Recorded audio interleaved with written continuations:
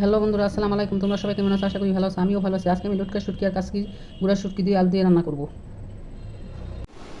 লটকা শুটকি কেটে ছোটো ছোটো করে কেটে দিয়েছি, আর কাসকির গুঁড়া শুটকি এখানে এগুলো হালকা পানি দিয়ে ধুয়ে নিব। মানে বেশিক্ষণ ধুলে আবার এই শুটকি গলে যাবে।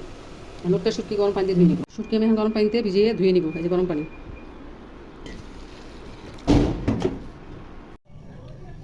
তেল গরম হয়ে গেছে, এখন পেঁয়াজ কুচি দিব। আমি সরিষা তেল দিয়ে শুটকি রান্না করতেছি, আপনারা চাইলে সয়াবিন তেল দিলেও রান্না করতে পারবেন।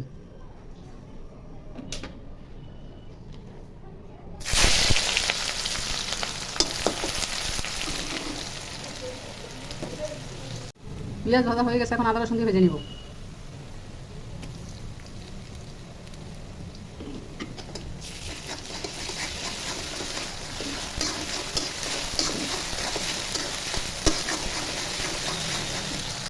এখন হলুদ, মরিচ, ধনিয়া, লবণ একসাথে দিয়ে দেবো।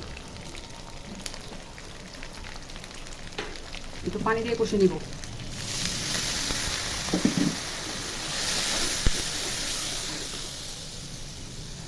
শুটকিগুলো আমি ধুয়ে পরিষ্কার করে নিয়েছি, এখন কষিয়ে নিব।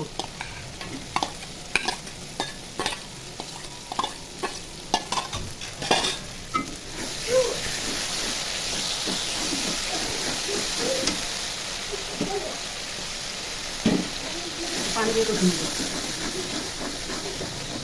এখন কাসকি গুঁড়া শুটকিগুলো এখন দিয়ে দিব।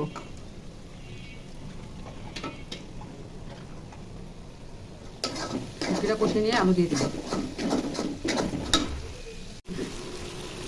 শুটকি ভাজা ভাজা হয়ে গেছে, এখন আলু দিয়ে কষিয়ে নিব। আলু কেটে ধুয়ে পরিষ্কার করে নিয়েছি।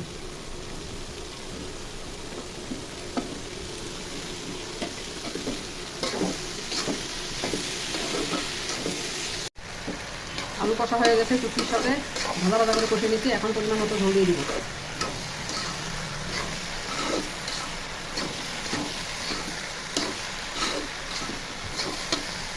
এখন ঝোল দিয়ে দিব পরিমাণ মতো।